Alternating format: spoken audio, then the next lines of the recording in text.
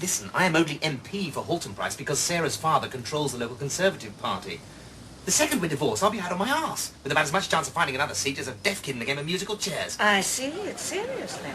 And I suppose you want me to come up with some ingenious solution. And I suppose you want me to continue paying for your sex change treatment.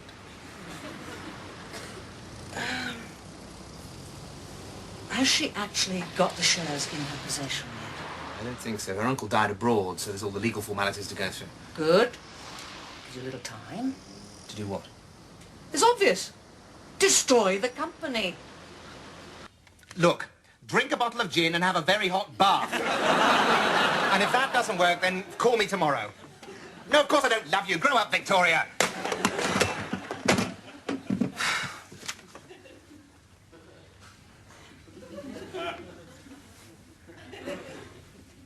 Where have you been? I sent you to the library an hour ago. Have you been wasting your time voting? Sorry, Alan. The photocopying machine broke down and I had to wait for the man. Well, you should have copied it out by hand then, shouldn't you? Come on, give. Look, Alan, I'm not your servant, you know. If you were, I would have sacked you years ago. Do you think I could have a drink? I don't see why not. Just make sure you're back from the bar by 11. I might need you. Let's see, Ocelot. Company report, 1986-87.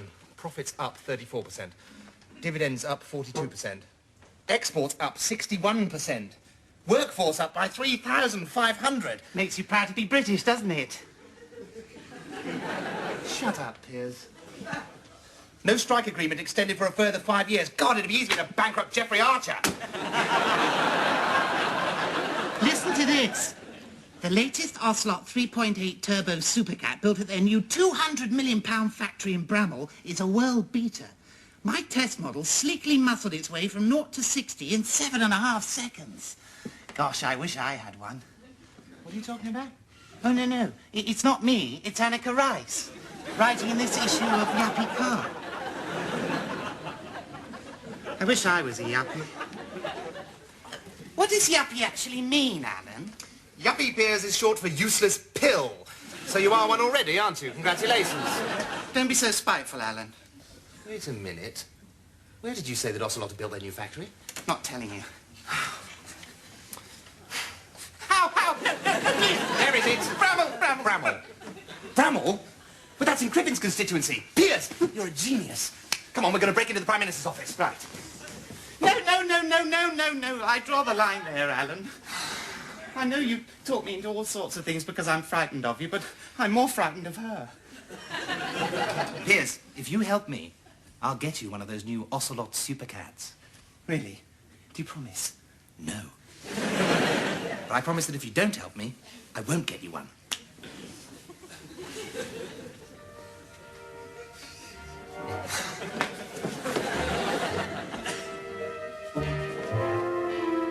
Piers! Stop tiptoeing along like Wee Willie Winky. It's all right, we're not trespassing. Yet? Look, it's perfectly safe. She's in Washington for the state unveiling of Reagan's new nose. What if we bump into someone else? This time of night, we're not going to bump into anybody. Where do you gentlemen think you're going? We're not going anywhere near the Prime Minister's office, if that's what you're thinking. Let's go right up, sir. We're just taking an evening stroll, drinking in the historic ambiance. Yes, well, I shall have to ask you to identify yourself, sir. Several ministerial offices on this floor. Can't be too careful. I completely understand. You're Alan Bastard. Bastard. You're the member who got that bill through arming us police, aren't you? Indeed, I'm proud to say that it was I. And it wasn't an easy job. But I felt you chaps needed the tools to finish your work. Yes, well, I'm a big fan of yours, sir. If I shook you by the hand, would it be a terrible liberty? Yes, it would, but perhaps this once. And this is Mr. Fletcher Dervish, who helped draft the bill. Possibly the finest legal brain in this corridor at the moment. Real honour, sir. Oh, is it? Tell me, officer, do you find the gun makes a great deal of difference to your work? Oh, revelation, sir, revelation. I mean, take last Saturday. A mate of mine on the Met was policing the Chelsea match. Some hooligan threw a bottle on the pitch, so he draws his piece and blows him all across the half-time scoreboard. A splat. Yeah, wasn't no trouble after that, sir. Oh, yes, you've done us bobbies a right favour. I mean, in this day and age, who needs a truncheon? Right. Though, the wife likes it, mine, when I'm on nights. Something for her to grab hold of. If she thinks she is an intruder. Oh. Tell me, officer, since we're such kindred spirits, I wonder if you could do me a little favour. If I can, sir. Well, it's not really for me, it's for Mr. Fletcher Dervish. You see, he's never been inside a ministerial office, and unlike me, he's never likely to get the chance to do so. So, if you could just let him peek inside one, you know, need me anything grand, agriculture, fish and food, or, God, Northern Ireland even. Well, I don't know, sir. I shouldn't leave my post. Well, I'll keep an eye out for you, hmm? All right, Mr. Bastard, as it's you. Right, now, this particular part was structured in 1744. Around the corner here, we have a broom cupboard that was originally Lord Palmerston's closet.